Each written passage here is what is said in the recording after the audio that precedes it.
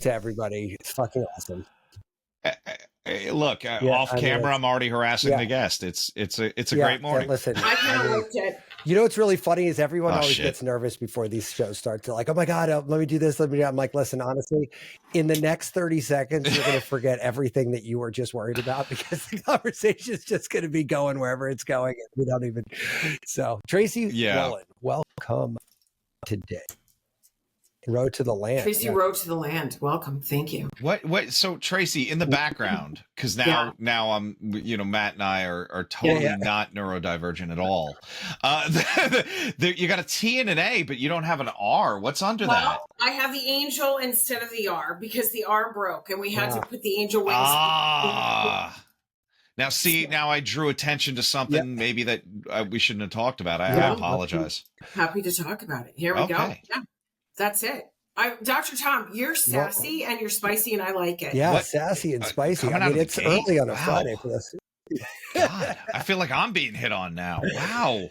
So yeah, Tracy and I know each other from a networking group, and we just sort of had a lot of fun talking. And you know what, Tracy, I'm going to get us going here by saying this, and you kind of tell me what you think. One of the coolest unexpected parts about having a health podcast is that as soon as you tell people you have a health podcast, they like fucking explode. It's like they just can't help themselves but to say, and this isn't a bad thing, but it's certainly true with you and I, but it's true with almost everybody new that I meet in these networking groups. As soon as they find out that we run a health podcast, like they can't type the show in fast enough. They're like, oh my God, I have this thing. It's a supplement. It's a thing. I have a friend who's a doctor. Whatever it is, it's just people just like love to talk about it. And I love that people are so passionate about health now, because I don't think 10 years ago that would have, this podcast would have been like crickets. I don't think anybody was, I don't know if it's an education level or just a zeitgeist in general. I don't know what it is, but man, you were so enthusiastic about this. I'm like, let's get you on and have a conversation. Oh, well, I mean, isn't that what health is? Like just, the human interaction almost at a more, global issue, like how we interact with other people tells us a lot about how healthy we are. So I think energy, right? Energy is everything. And so when you meet somebody and it clicks like it did with Matt and I, and we talked about such a variety of topics, health just being one of the many things we talked about, right? And so when you think about just human behavior and the energy of great connection, is that not part 100%. Of building great healthy relationships? I mean, speaking to the choir over here for sure. But I mean, I think it's funny because, I got into iPhone apps a long time ago when they first came out because everyone I talked to had an idea for an iPhone app. And I found it was kind of neat that like, if there's this thing that everybody's excited about, like everybody from like the pet store owner to your UPS guy. I mean, like everybody had an idea for an app when they first came out. Right. And that's calmed down a little bit, but still that was in 2007. I think we're 2026 now. And people are still talking about the app idea they have, right? So I was like, how cool is it that everyone's excited about this? Now I feel like we're having that moment again with health now. Like everyone's got, I mean, Tom and I laugh about, we've got drawers full of like graveyard bio gadgets and drawers. I got a fucking office cluttered with them, man. I was hoping for a more narrow shot so you wouldn't see all this shit. But now it's like everybody has that. I mean, I mean, how many people do you know with an Aura ring now? Like when Aura first came out, it was the only one. Like not the only one, but like it was only the tech bros that had them. It wasn't like a. Don't you think there's this innate curiosity to chase after it, right? The fountain of youth, and all the gadgets and doodads that Dr. Tom is trying to hide that we've all had for a million years, right? So you think it's a natural curiosity? But it seems to be like peaking a little bit, right? There's more people. It's not so specialized into like some douchey tech bro, from Silicon Valley anymore. Now it's awesome when I go into the clinic and I'm treating somebody and I'm laying on the table, I'm like, hey, that's an Aura ring, right? Can you pull up your readiness score now? And then at the end of the treatment, I'm going to ask you to tell me what it is when you come out. And every time it's better. So it's super cool to have the ability to measure something almost real time. And what does it do? It takes up no space. You don't have to think about it. It's right there. And like I'm nude on the wrists today, but like normally I have my wedding ring, the bracelets, you know, like three. There you go. Yeah, you know, and it's like I have all the things. I mean, Tom, that's awesome. I actually don't think I knew that about the readiness score. That's a great idea. I didn't know you were doing that. It's great, man. And you know, we talked to Ariel Garten about me bringing the Muse in to put on patients while they're getting treated and see what happens to their brain waves. It's just, what do you want to do with that data? Where are you going to take it? It's cool just as a kind of like let's see if this is really working. You know, but I think there's something even bigger there that we can get out of it. I just haven't figured that out yet. What do you gents feel or think about the mass though commercialization of health? Right, versus the authentic nature I think of it's one's great, desire Tracy. to be healthy versus the commercial. Well, it's great with the double-edged sword, right? Like, let's pick on Aura a little bit. I love Aura. I fucking hate that they want to charge me $6 a month to use a ring that they're already charging me $400 for, right? Like, it's like in my and they're selling your data. It's like literally go fuck yourself, right? Like, and that part I don't love, right? And everybody in the world jumped on the subscription thing, and I know that looks good for ARR and selling your company for, you know, a 15x EBITDA. I get all that nonsense, but like the problem is that part I think gets in the way. As a result, I fucking scrapped my Aura ring, and with two giant fuck you middle fingers pointing in their direction as I chucked it off, because I think it's offensive. Like, either don't charge me for the ring and charge me for a subscription, in which case that the rules of engagement are clear. Like, I'm buying a subscription, it comes with this thing, or charge me top dollar for the ring, which they are, and don't charge me a subscription and make me buy the next ring if you must. But like, give me the option to skip, you know, like, look, we have an iPhone, right? I can buy every other iPhone. I could buy every 3 iPhones. I don't have to fucking buy the iPhone every single time. Now, I want to, but I don't have to, you see? And that's the part I don't love. Like, that part, I think in my mind clouds the mission statement between we're here to help and we're here to fucking rape you for money. Well, you know, especially when you see them get this gigantic financial investment, right? And then you're like, well, you were doing such a great job. Why did you need that? Because we're just here. Because we're just here to make money. We know, you know. And honestly, Matt and I are launching a Reverent Health ring. We probably will. We just got a lot of other irons in the fire. It will, because that's the one I would probably wear. I want glow in the dark, either that or glow in the dark for me. If you could do a glow in the dark thing, I think the glow in the dark cock ring is actually the better option. Like that, yeah. Well, you know what?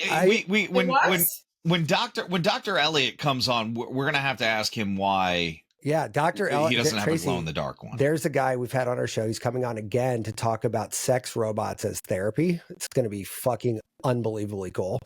Yes. Unbelievable. So, hugging and other things. I don't think anybody's hugging unless it's that special hug that only adults give. Yes, unless you're explaining it to a toddler. But he came on and he's got a cock ring that like attaches to your iPhone, and it gives you like nocturnal erection reports, and there's a direct line. Well, it's Bluetooth to your iPhone. You don't have to have your iPhone. Like, the fact of the matter is it's a funny sounding thing to say out loud, but like, he's got like clinical definitive data that ties how many erections you have at night to your cardiac health. Like, it's a straight line. And like, who the hell would have thought that was the case? I know for years they've been saying erection ED is the canary in the coal mine. So people who go to their doctor for Cialis or anything like that, they said you should also go check out your cardiologist, because you might actually have a bigger problem. And like, we'll get you may die of a heart attack again, but you actually might have a heart attack. So let's figure that out too. I know that's So I like it. So he's coming back on in January, I think. I had to blow him off. My daughter had a concert. And we actually like these family things get in the way of everything else, you know. Family things get in the way. It's going to be. He's amazing. I love that we're in the middle of our interview, and all of a sudden he pulls out this clear rubber dildo, and he's like, "All right, let me show you guys." Yeah, just dildo that just happened to be off screen. Fuck, man, why are we halfway through this interview before you whipped out the dildo and put on the? It was show and tell, yeah. So it was show and tell. It was edutainment. But you know what? I believe is what. Get dark for a second here. We've had Jessica Jordan on. She's working with convicted pedophiles who are out of jail and rehabilitating them through a very similar method that Dr. Elliott's going to come and talk about with sex robots. But there's this. No one wants to say it out loud. You say pedophile and everyone like cringes up, rightfully so. But at the same time, like there's like something to be said about like, if we have sex robots, there's no harm in doing whatever you want to do to them. And if there is any clinical validity towards, rehabilitation or redirection into a robot versus a human, I think that's a no-brainer. Like, I mean, it's like, well, I mean, again, we go back to the neuroscience and human behavior, right? It all comes back to the neuroscience and the pathways that were created, right, when you were younger in trauma, etc., right? That either creates a neural pathway of health or dis-ease, which is disease, right?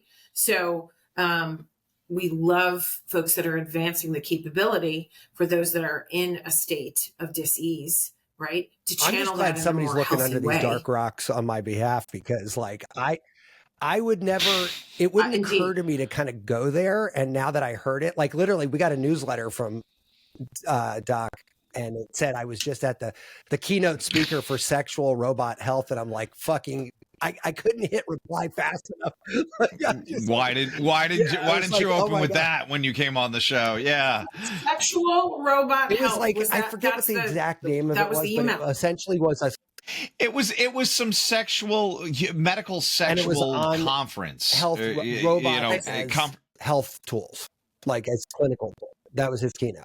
That was his keynote, and I'm like, basically. Dude, that is fucking amazing. Like, I mean, seriously. Like, I mean, anybody who's thought about sex robots up until that newsletter was basically just so you could have sex with a robot. Not like there was no deeper meaning here. It was like it's literally the name though. So I wouldn't blame anybody for thinking just right. That. But then I mean, we can get, I don't know how far down this like off ramp you want to go, but when you you didn't say whole.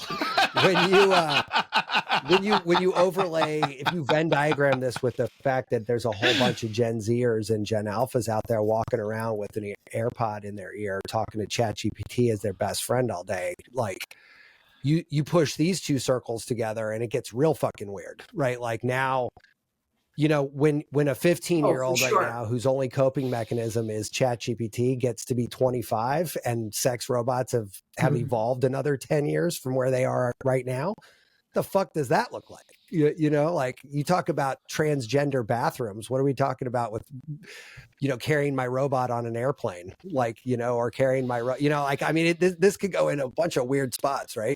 That's super weird. Super weird. I've listened to some of your podcasts. You've had some wild folks on there. I mean, just out of curiosity, anyone in particular that stuck out? No, I mean, the one gentleman that is a psychic medium, former engineer. Dave the Mystic. There's not an episode that happens since he's been on where we don't say Dave the Mystic. Dave Mystic. So I want you to know that I would have loved to have jumped in. I had a lot of questions. If I'm being respectful but candid, he ran circles around the two of you. You couldn't grab him. I don't think I even would have wanted to. He was everywhere, all over the board. We, I mean, this is like a wind up toy. We kind of wind them up and then just let them go and just see what happens. Absolutely brilliant. Loved him. It's funny. I worked with him after the show. Episode, for sure. I did a session with him and he told me, I did one before, man. Yeah, you did one before because you brought that up. He told me that this is my 238th life, right? And that my wife and I have been married 4 of those times together, this being the 4th. And the first time was I was the man and she was the woman, just like we are now. The 2 middle times it was reversed. So I was the wife and she was the husband. The first time was in like the 1600s in Greece, and I was a party-aholic fisherman who outlived her by like 30 years, which was weird. I died in my early 60s, but she died in her late 30s or some mid 30s or something. So I was like, and I told Tom, I'm like, look, even if this is full of shit, the detail he went into on each of those 4 lives was actually like just entertaining, if nothing else, right? Like it was like, okay. That's a big question though. Did you believe So here's him? the thing. Either one of them? I don't know. The short answer is I don't know. The longer answer is if you sit down and examine it, and you got to look real wide to examine these questions in my mind, right? Like, because we had Emily Harrison on doing an Akashic record meditation, right? And she actually, we didn't plan this, but we actually got into an actual meditation halfway through the show. Like we weren't even planning. Yeah, that was great. Yeah. Oh, you listened to that one too? Way out there, man. But Tom and I. Yeah. Hello, interviewing for Sidekick.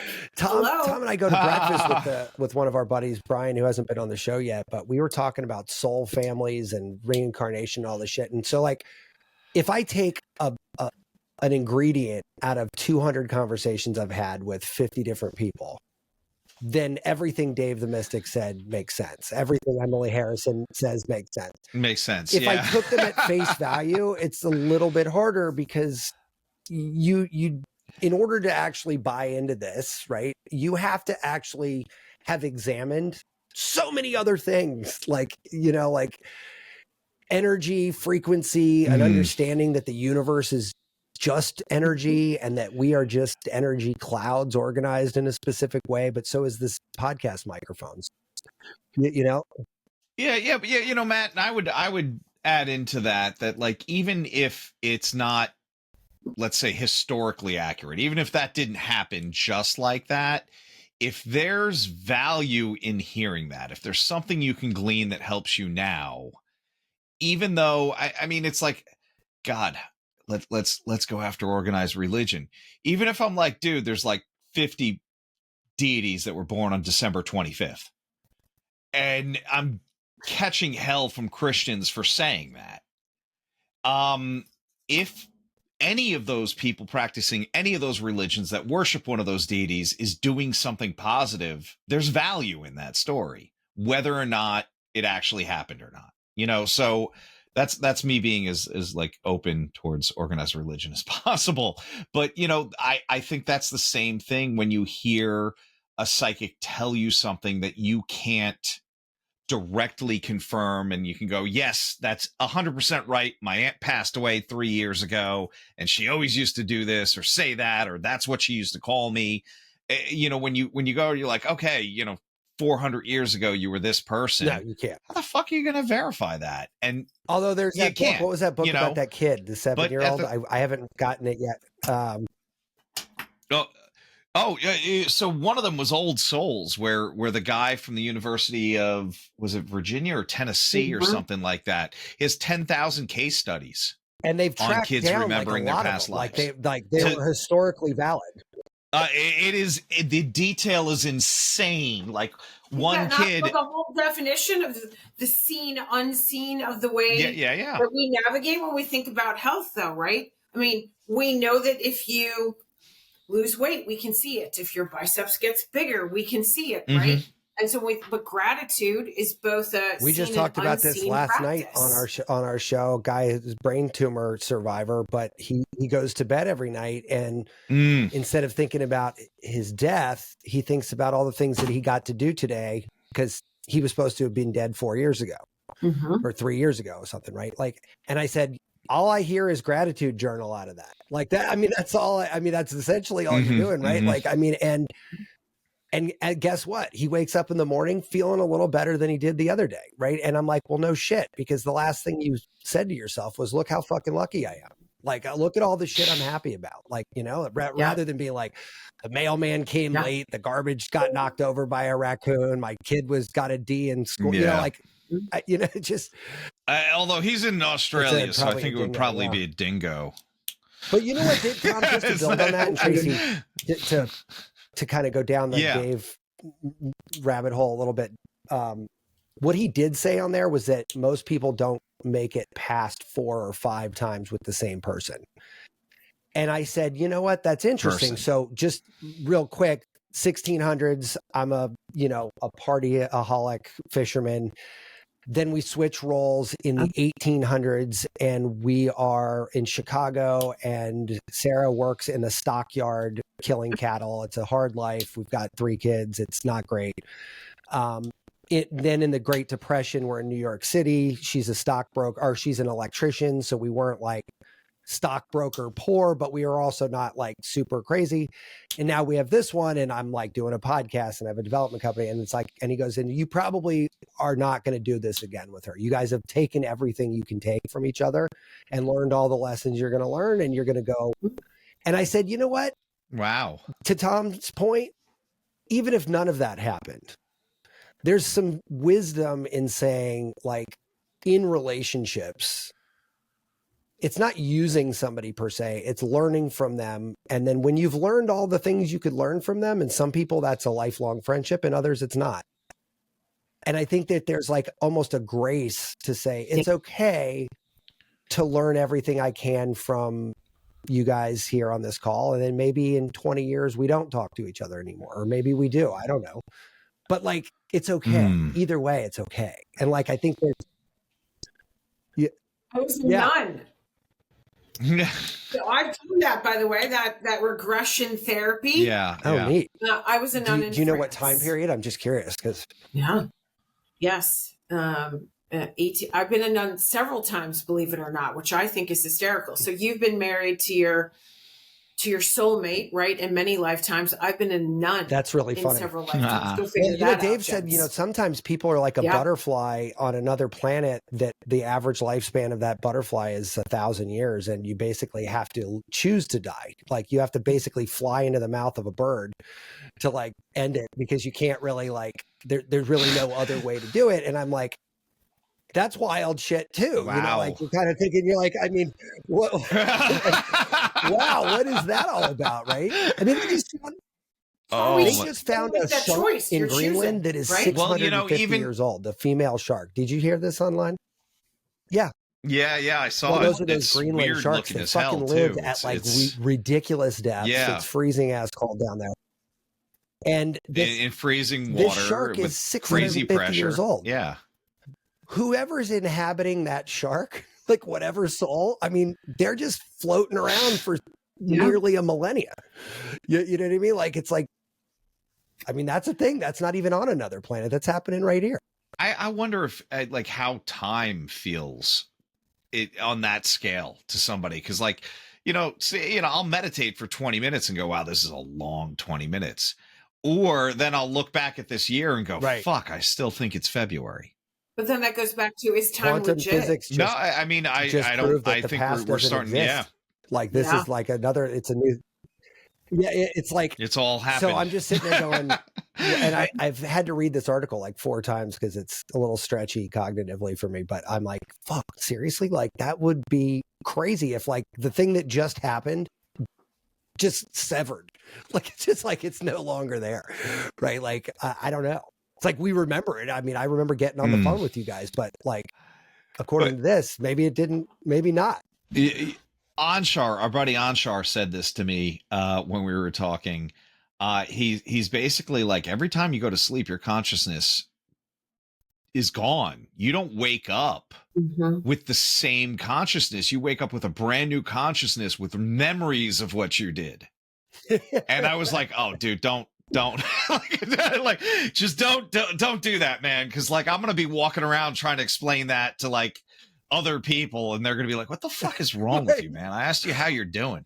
I'm like, what does it even matter? Tomorrow it's not here. like it doesn't. None of this.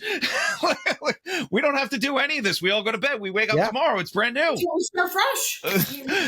We could just decide. None of this is no. Don't and do this. It is interesting because like he, when you think about it, that through this like multiple life situation. My wife rolled her eyes at me last night when we were talking about.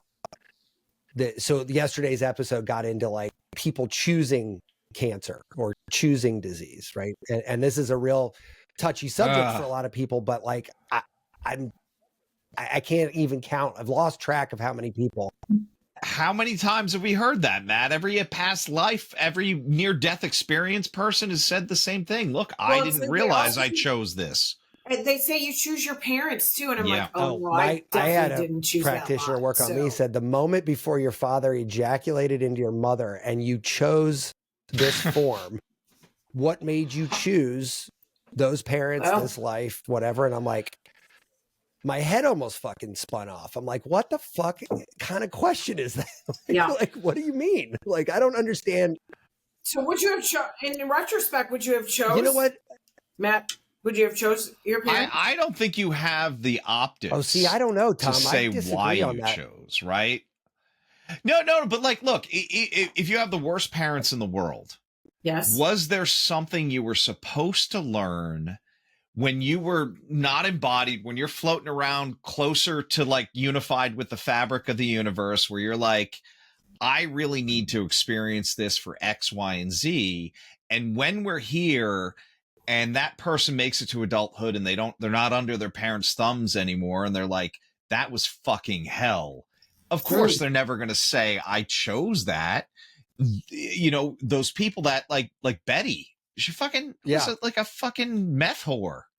And her parents were giving her meth. And, when she had that near-death experience, she goes, no, I fucking picked this. She like actually, walking down the aisle of a supermarket. Akined it to walking down the grocery store, like right before she chose human form, in a grocery store, and just putting things in her basket. I'm going to take misery, child abuse, drug addiction. And I mean, so many people have said this that it starts to get under my skin a little bit, because now I'm sitting there going, okay, well, what is that? Like, what is, these people don't know each other. They're not reading this on, Reddit. Like it's not like subconsciously like in their minds. Like, although Anshar's got some pretty interesting takes on that. He's like, you fell asleep watching a movie about nuns or religion or something, and now all of a sudden you came back and you thought you had 5 past lives as nuns. Like, and you think it's this revelation, and meanwhile it was just, that's what you fell asleep to on the TV, right? And I'm like, well, I guess that's also possible now, because like, I mean, that happened. Yeah, I mean, like I was asking him about the telepathy tapes, and we got sidetracked into another conversation before he could finish it. He goes, well, that's all. And I was like, God damn it. No, let's go back to the telepathy tapes, because I'd love to talk to somebody who's autistic about whether or not they believe, nonverbal autistic people are psychic. Being that he was nonverbal for a chunk of his life, it's. I will definitely. We should just have him on the show. But the other thing, Tracy, is like when you start looking at this, eventually you start to like my wife rolled her eyes when I told her he chose cancer, and even this guy said, I chose cancer and then chose to not have cancer. Now he's better, but even these are words he used. Not even like I'm not reading into this topic, right? Like this is like literally. Well, I think it was interesting because the way Daniel did it. So Daniel was kind of coaching him and doing some regression therapy, some NLP, these kind of things. And Chris said that he had wanted something unusual and unique to happen to him. And it was almost like this cosmic ordering system, but he wasn't that specific. So it wasn't like, hey, guess what? You're living Ferris Bueller's Day Off. It was, you got this crazy ass brain tumor. And when you start hearing more and more of these stories, right, then you start to kind of say to yourself, what is the underlying tie here? And then it comes back to me 100% of the time. Your brain is by far the most powerful narcotic that's ever been invented. Like, you know, like better than any plant, better than any synthetic drug. It's just predictable at this point. If you can get mastery over that, nothing else really, it all kind of falls in line. And I'm not just saying like, oh, I have cancer, I wish I didn't have cancer. No, I'm talking at a DNA, spiritual, cosmic level. You have to be like, I don't have this because, you know, whatever. But this guy basically is one of just the latest in many that we've had conversations with that are basically saying the same thing. Yeah. Saying the same thing. Yeah. And I hope to God I don't have to be in that position, but if I am ever in that position, like, I'm not going to lie, like, this backdrop has changed how I would perceive that situation quite a bit, because it's definitely altered the reality of reality itself, right? The fabric of that, right? It's much more pliable. Tracy, did we talk about parts therapy? If nothing else, I think we might have tapped into this a little bit. Yeah. So parts therapy, like if I got a cancer diagnosis tomorrow, the two appointments would happen immediately: an oncologist and a parts therapist, like right away. Like those are the two first things I would do. Right. Followed closely by a nutritionist and maybe Tom with an acupuncture. But I'd throw the kitchen sink at this thing. But literally, look, man, but that's the first thing I would do everything. outside of the oncologist is be like, I need to find out what part of me is allowing this to happen. Like, there's a part of me. It's not all of me. There's definitely a part, or possibly parts, that's letting this happen. And it doesn't have to be as profound as cancer. I mean, I want to lose 10 pounds. There's a part of me that doesn't. I want to get bigger biceps. There's a part of me that doesn't. Right. Like, and when I've done these experiments on the show, I overrode those parts, or rather those parts were in alignment with the bigger goal of like, I want to talk about it on the show. So the parts fell in line. And so I was able to do the thing. If I didn't want to do the thing, I wouldn't do the fucking thing. I'm not that guy. I mean, I'm pretty disciplined, but when I don't want to do it, my discipline works in both directions. like I will fucking not do a damn thing if I don't feel like it. Don't you think some of the theories though that have been explored, right, that we've explored individually, that you've explored on the show, also goes back to a lot of the ancestors and the cellular DNA and how we pick up, Dr. Tom, cholesterol, right? We have an affinity towards cholesterol. We're eating healthy. Why does that happen? Yeah. Well, look, if we're going to talk blood pressure, we're going to talk those things. That's a much bigger indicator of health issues than I would say cholesterol. And look, you can get a genetics test now. It'll tell you how much your body is making cholesterol. Cholesterol is a hormone. And we're seeing some research, even with the, maybe not the very low density lipids, but the LDL has a bodily function.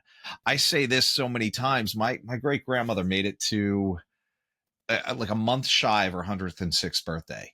In her 90s, her cholesterol was over 300. My family, even though they have physicians in it, don't go to the fucking doctor. And they wanted to put her on cholesterol medication because they just had dropped, it was 300 and then it was 200 and then it was 170. And like, now they want it next to nothing. And she goes, what is it going to do? Kill me? She made it another 20 something years with cholesterol in the, maybe it was in the 90s, maybe it was the 80s, but with cholesterol over 300. So I think that is somewhat of a myth if you're not ingesting a shit ton of cholesterol. And then, what kind of cholesterol, right? We start to get more savvy as an HDL, as an LDL. Now we're getting, and then each lipo B, iteration of that, every time we think, you're getting like, and not only that, what does fibrinogen look like? Because that's going to tell us how sticky things are. And, and it's so funny when I heard a Western physician use a Chinese term in a Western way. Oh, the blood is sticky. Blood stagnation is our thing, man. You can't have that. No, that's ours. No, they were right. I know.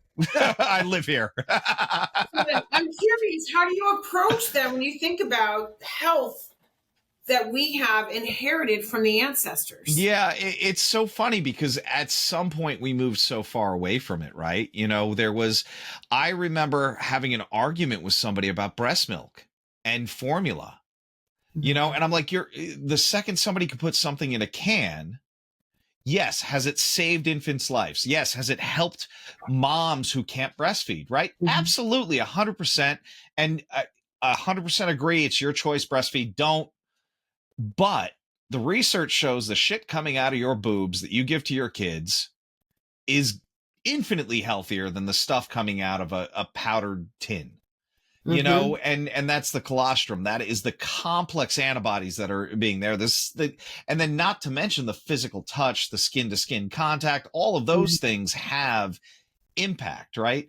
So it's funny. And it's not that it was wrong in the 50s to start touting this.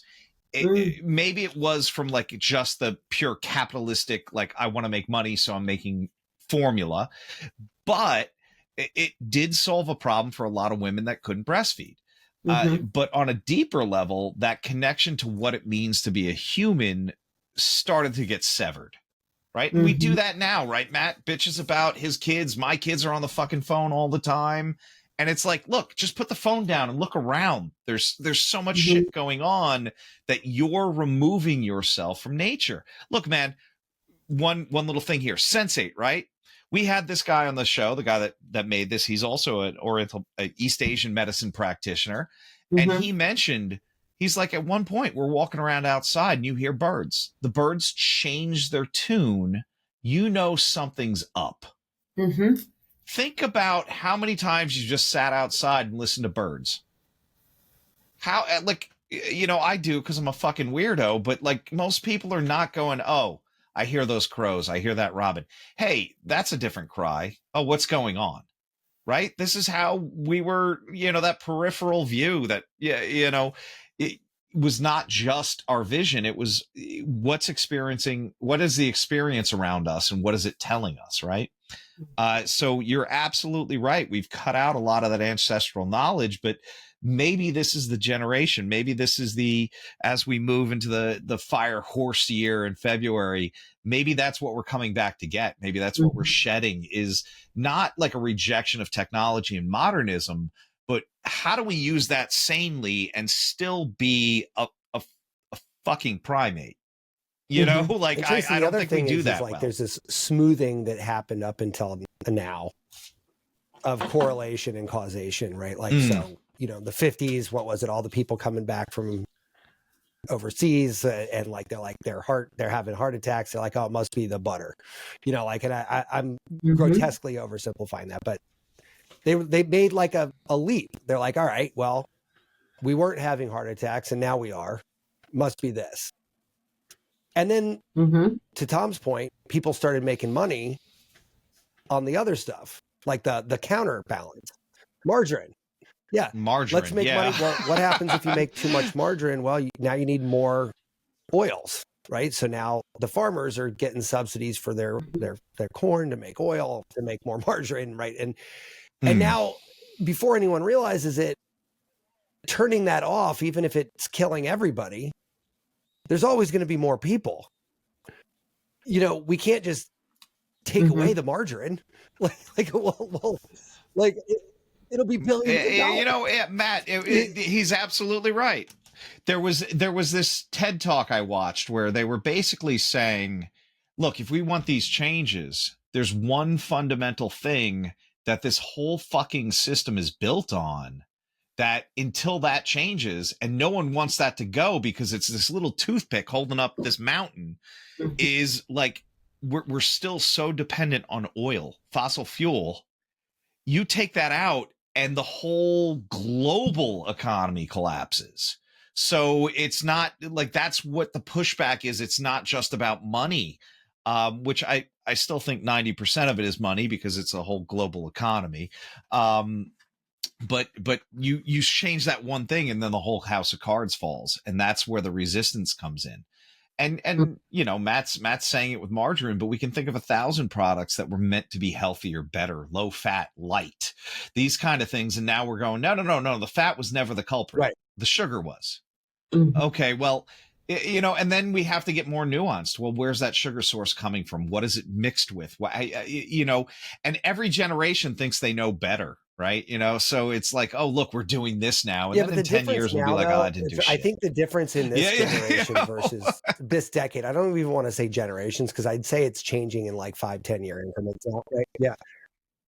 Real this time chunk almost. Of time, I think, is different from the rest before it, in the sense that we have 23andMe raw data, we have genetic sequencing, we have mass spectrometry, what the, you know what I'm trying to say. If I can't, I'm like, yeah, we have mass spec. You got right? it, like man. We've got like AI, we've got all these things that help us like really peel that back. Like, hey, you know what? Atkins isn't too bad if you're eating a bunch of protein and meat until you have anything with sugar in it. Throw a couple grapes in your mouth and you have an oxidizing fucking nightmare, right? Like, okay, well, the Atkins guys certainly didn't mention that shit in the 80s when they first came out with it, did they? They didn't say, hey, this works, but only if you don't eat any sugar whatsoever. like you could have 0 sugar while doing this. Otherwise, you're basically creating a storm of free radicals that is going to be probably a lot worse for you than whatever you're trying to do with Atkins, right? We know that now. So like you could make better decisions than you used to, right? Like if I go on a carnivore type thing because I want to lose a couple pounds, I'm not eating any fruit. I'm not eating carrots because they're too high in sugar. I'm eating broccoli. I'm eating green beans. I'm eating nothing else, right? But that's because I have that information. My parents did Atkins in the 80s. They didn't fucking know that. I'll guarantee you they were fucking sneaking a brownie every night. Like, I fucking, you know what I mean? Like, I don't know. Yeah. I don't know. Maybe I'm wrong. I didn't push back on me, but I think this one, we just have more information, right? I think the information's better, but not complete still. I also think there's too much information at times. Right. Well, we've had a couple cardiologists on, and I spoke to one of them about my lipo-A numbers were really high, and this is a genetic factor cholesterol indicator. It has nothing to do with. And we're back to the ancestors. And he said, listen, and I had a cardiac calcium score which was 0, and he goes, all right, go get this, CT with serum contrast, Contrast, My health insurance wouldn't cover it. It was a $900 test, I think it was, right? And I was like, I don't have $900 to throw at this thing, but like, I want to know. My doctor's like, your CT calcium score is 0. So like, but you have 250, I think, or 240 cholesterol, overall cholesterol, total cholesterol. And I was like, okay, well, I eat like a lot of nuts and, like I get a lot of nutrients from nuts. And they're high in cholesterol. And he's like, well, cut back the nuts. I'm like, yeah, I'm good. Like, and he's like, well, what about your cholesterol? I'm like, I have 0 score of cardiac calcium. Like, so you're focused about cholesterol, but you're not looking at the bigger picture here. You're not looking at the result that's supposed to be stop me from getting heart blockage. Boxes already checked. Yeah, like, so like, I don't have it. Yeah. And he's like, well, it'll catch up with you. I'm like, I don't know. Will it? I mean, maybe, but like, exactly. Okay, do this test next year. And that's. I'll be back. I'll do another blood test. And that's where we have to really become self-advocates, because there's so much conflicting information. Have you guys heard of the Prenuvo? I did that full body. Yeah. Did anything MRI come out of that for scan. you? I did that. Yeah, that was intense, right? First of all, I mean, not inexpensive, but again, for preventative health. Did you find anything, or were you kind of? Not anything serious that I didn't already know, just confirmation on some things, right? Rotator cuff, severe degeneration in both shoulders for being a gymnast and a competitive gymnastic coach, right? All the things that you can feel, but no one's been able to pinpoint. Old man shoulder? So some confirmation. What did they call your shoulder? Ropey? Shit. Or like shredded rope or something? I just went through a whole rotator cuff thing. Those are fun. The fact that you just told me you were a competitive gymnast and coach just tells me everything about you. I'm like, I see it in your personality. We actually had a professional gymnast on the show as well, who had an injury, a career-ending injury, and went in to be a professional ballet dancer right after that. I'm like, wow. Because it's so much easier because on the it's body. so much easier on the body. No, Rachel Kosar, she's got this whole like AI thing now. And she's intense and I love it. But that discipline of those two incredibly difficult things she brings to bear in spades with what she does. But like, again, even with her, right? Like she has a front row seat to dysfunction, right? Like, I mean, she knows all about it. Not once over, but twice over. And when you have that kind of information, when you look at what she's doing now with her AI product, it's comprehensive because she has a comprehensive worldview. You know what I mean? Like this isn't, and that's building off of your comment, Tracy, that you have to be an advocate. You know, I am infinitely more diligent about my health, having talked to this many people than I was before. And I was already probably in the 1 percentile of people. Like, you know what I mean? Like it was like, you know, not to sound shitty, but like I was the guy spending 10,000 hours researching vitamin D. Like, I mean, it was like, you know what I mean? Like that's how Tom and I met. Like we were already that person. We were already talking weird stuff in the back of a business society. But if you're not that person, you're not moving forward. There's plenty of people. Look around. What 80% of the U.S. is morbidly obese. Yeah. How do you deal with folks who think that chiropractors or chiropractic care is so? I mean, like, so it's funny because I have my own issues, but it's more of a political climate with chiropractors. It's more like, why are you doing my shit and doing it poorly? Our third partner is the chiropractor. You know, it's like, we're hoping which is kind of funny, you know. No, but like but I think he's coming at it from such a bizarre angle, like such a unique angle. And I think it's funny because as an acupuncturist, we're really received well by the Western physicians now, which has changed in my 25 years. But it's like, I mean, the bulk majority of my practice, the people that are not chronic illness now are healthcare professionals, because we're a stone throw away from Hopkins and University of Maryland and Mercy, and every fucking hospital's 5 miles away from my office or less. You know, so I think chiropractors get a really bad really bad rap because they don't have the volume of studies that East Asian medicine does. Right. And they were doing some pretty shady stuff in the 80s. There was a lot of like Medicare scams and things like that, because hell, you're coming out with a bill that's almost as much as a medical doctor's, you know, student loans, and you got to wheel and deal to make money. And one of the ways to do that is not by being virtuous. When I went to a chiropractor, Tracy, our partner Dave literally gave me the script of what he was going to tell me when I went in, because Dave looked at my scans and everything, and Dave's like, he's going to put you on a treatment plan. It's going to be 3 to 6 months long. It's going to be twice a week, 3 times a week. Tracy, I came out of that office. It's almost like Dave fucking faxed him the note, like, and said, here, you know, like it was like.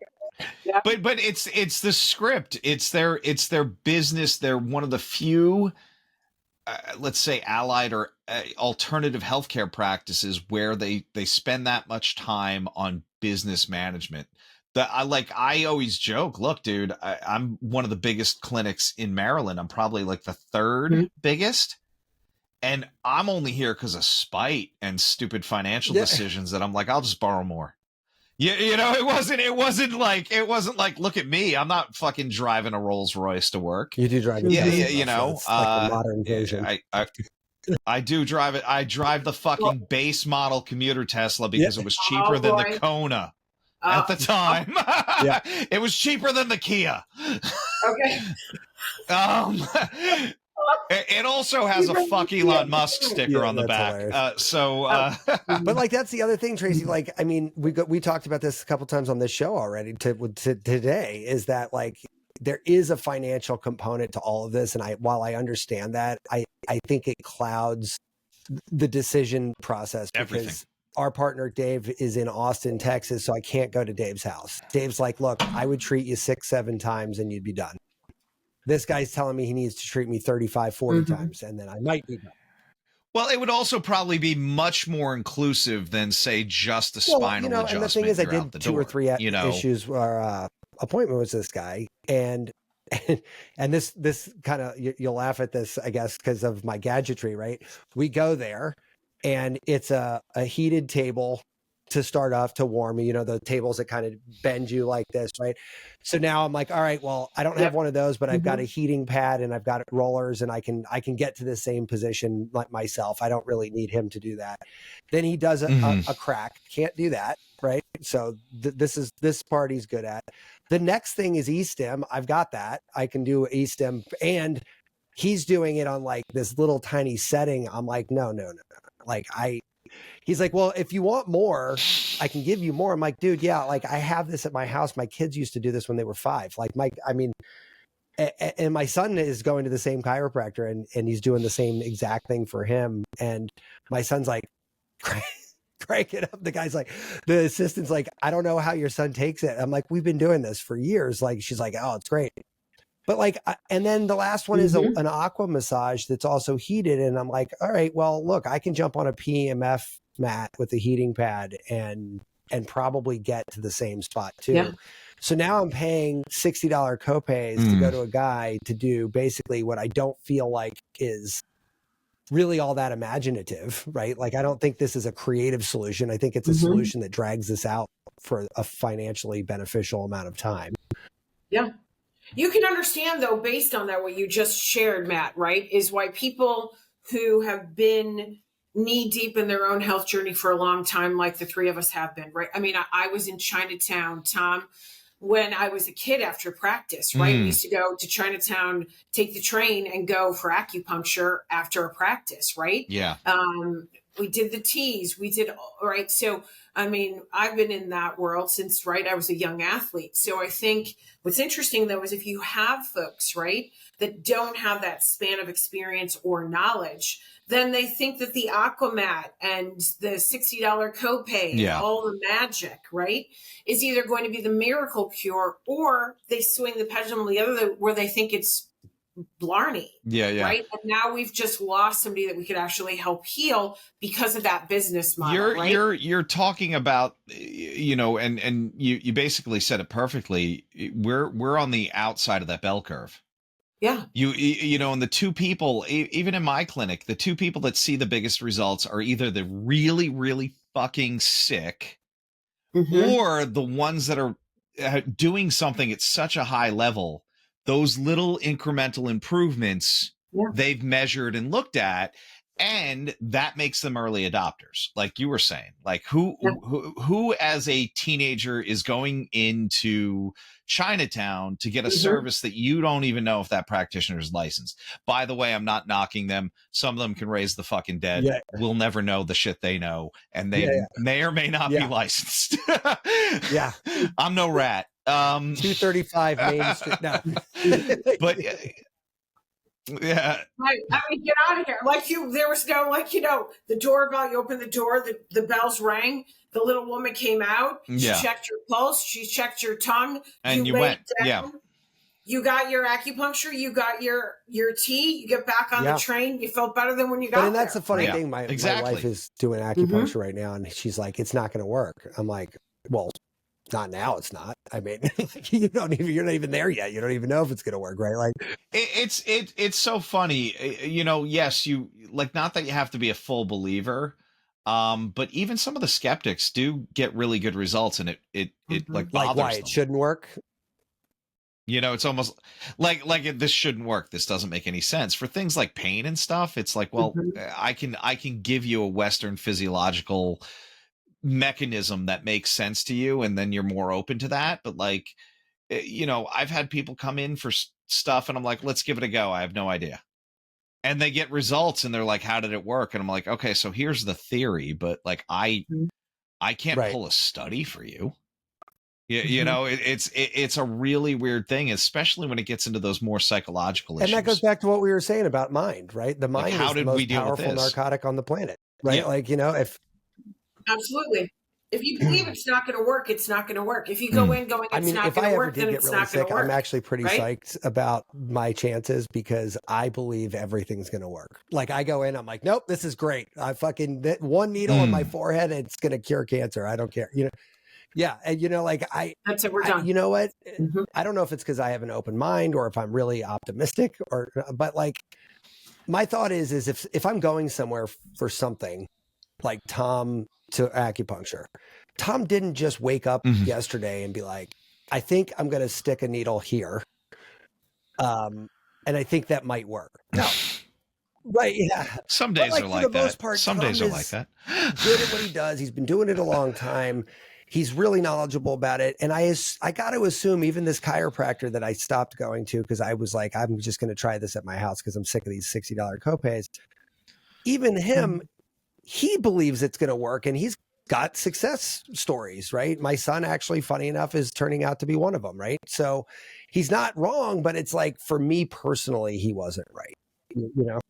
Yeah, that gets back to that N=1 where we always go into, right? You know, and you're saying a bunch of things that are real positive, right?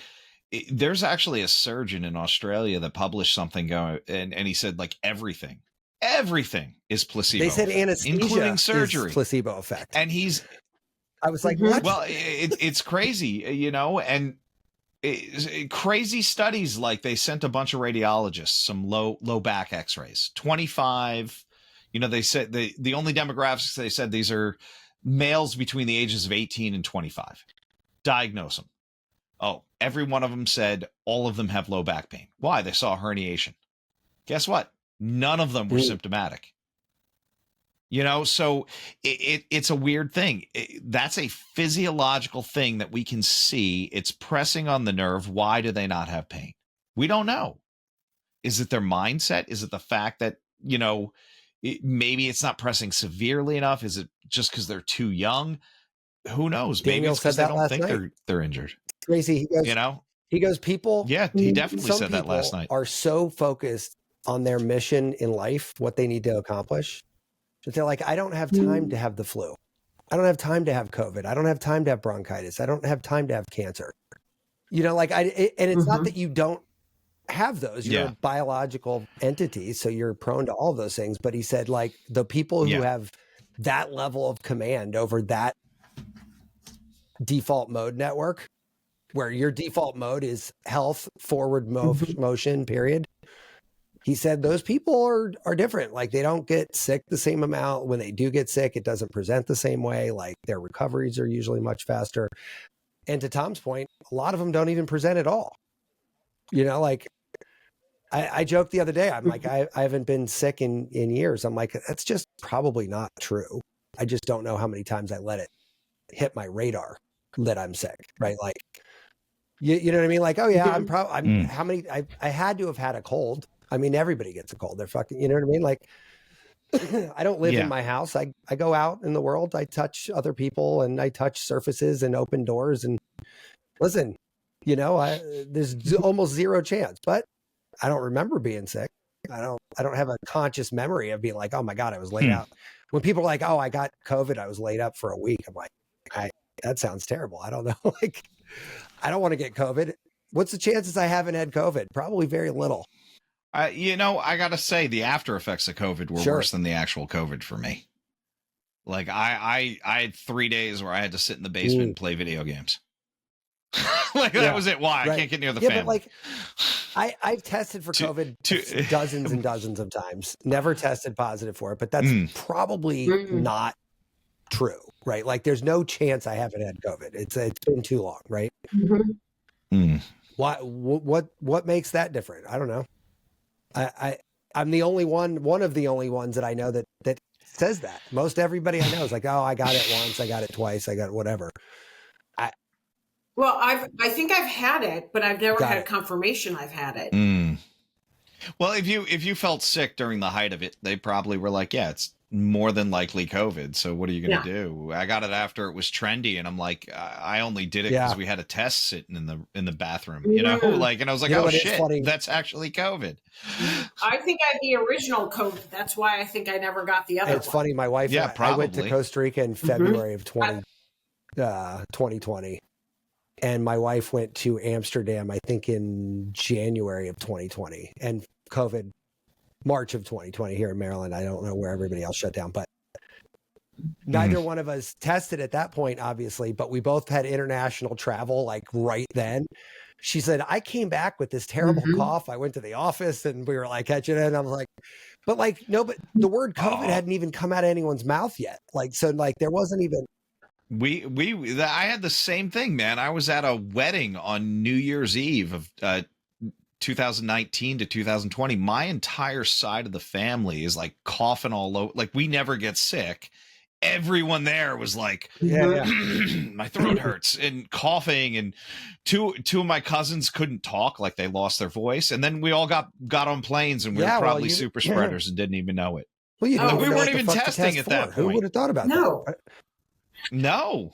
I was at my nephew's senior high school basketball championship. Oh yeah, we're sharing popcorn and Diet Coke. I just come from an international flight through LaGuardia, right? So I think those of us that were traveling at that time were got the original formula. Originally infected and we were the we were the Tracy, vectors. we were kind of sending us to the finish line here a little bit. Somebody like yourself who's not in the healthcare space, you don't have a health podcast or anything. Like and I think one of the things I like talking about you was like, you're not coming at it from a clinical standpoint. You're not coming at it from a practitioner standpoint. You're coming at it from just Tracy Rowland. I'm just a lady who lives in the world, like doing my thing.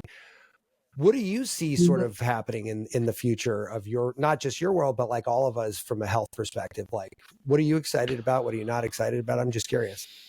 No, I love you. I love it. And I'm so grateful to have been invited to chat with you, gents. I think it's lovely. I think not having to sell anything, right? First of all, is that you can be a leader in curiosity in a different manner when I'm not selling anything, right? Yeah. But I've always been in the health and fitness and athletic space. So for me, it's a lifestyle. It's a part of my natural phenotype, right? But you do that from a place of curiosity, from a place of not knowing, right? And that gives you an edge for even sometimes the people who are getting paid to heal you or to support you, because you make them think in ways that they would never do that because they follow the playbook. Right? It's easy for them to follow a medical playbook or a health playbook or the chiropractic, right? Acupuncturist playbook that you've talked about. So I think for me, it's this constant curiosity. It's a insatiable space to learn and to know, right? And sometimes to know more than the people who supposedly treat you or need to treat you know.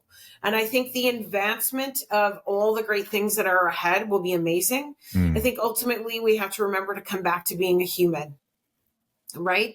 To be a good human first and foremost, and really to have an ethos that aligns to totality around health for yourself and around others. If you're not mentally, physically, energetically healthy, nothing around you will be so. And so I think the technology and the advancements are going to be brilliant, but we have to come back to looking after ourselves and looking after the other humans in a way that's truly centric around that kind of energy, the ethos of being a good human. And I love it. But I think the adventure is something I've always done. I've always been excited about. And so I always like to share that, right? When you're at the dinner party and everyone's like, how do you know that? You're like, how many times I've said those exact words? I'm like, how do you not know this? Yeah.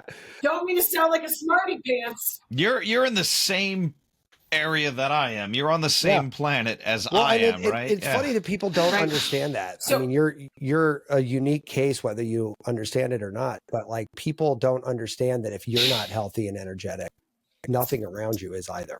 Like, it's not the other way around. Right? Like, and that's we dove into that a little bit last night. It's like, when people get sick, there's usually like only two ways people think about it. I'm sick because, or I'm sick so now, right? Like and those are completely different frameworks, right? Like, it's not. And we talked about this, actually. I was at an event the other night for creative professionals here in Maryland, and there's a lot of people out of work right now. Marketing, economy's bad. Marketing goes way down. Everybody in marketing goes out and gets fired. And it's the same thing. There's two responses to that. I'm unemployed because the economy sucks. Trump's an asshole, like whatever you want to blame it on. Or I'm out of work. Let's go to a networking event, put on a fucking smile and meet as many people as I can and meet more humans, do more human things, do more human connections, because guess what? Humans want to help other humans. And if you're the person in the room asking for help, you got a whole room full of people that are probably going to help you. You're more likely to get it. Yeah. Sitting at home, doom scrolling TikTok, bitching about the fucking administration. That's not going to work. You know what I mean? Like that's, it's just not going to work. And when I talk to some of these people, their first reaction is, and this is how you know the conversation's over. They're like, yeah, but I'm like, yeah, you lost me. I don't even care what your follow-up is here. It's immaterial to what you missed. But we love the folks who are like, I'm so sick. And then there's the list of all the reasons I'm unemployed. There's a list of all the reasons. And so the default mechanism of getting low in that energy and not taking responsibility and not coming from a place of curiosity and not coming from a place of blame, right? Will either change the game for you or Chris not. Last night's been out of work for 18 weeks because of a treatment that prohibits him from going back to work. His attitude on this is, when I go back to work, it's going to be for a short amount of time because I want to create a mechanism where everybody who's going through this therapy has donations coming in to help them through this. Like, he's not just saying, oh, I want to get back to work. He's saying, I want to solve this problem on a global scale, or at least in his world in Australia to start out with. But I'm like, this is a guy, no wonder he beat cancer. Like, this guy's fucking default drug. Everything is like a positive flip on everything that would like knock somewhere another there's a person dude out. out there, unfortunately, with a brain tumor, the same size, same type and everything else. It's sitting in bed in a dark room, fucking freaking out and not doing anything about it. And I'm like, look, genetics is in there, but like, I think that brain power, man, it's a crazy, crazy drug. Tracy, I think it's the best thing we've got. Having you on. It was very fun. I know you're not selling anything in particular, but is there anywhere we can send people to come?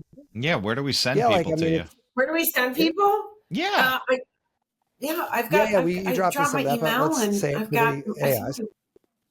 I've got. We will put the email and such on there. You can find me. If you look, you'll find me. I'm kind of a gal that's undercover. Okay. Right? I respect that. I'm a little bit undercover, right? And here's why. If you're meant to find me, and I'm meant to find you, we didn't talk about work too much, but you're in sort of a human-centric sort of. Yeah, I'm in the human-centric. And I think that's not surprising after talking to you.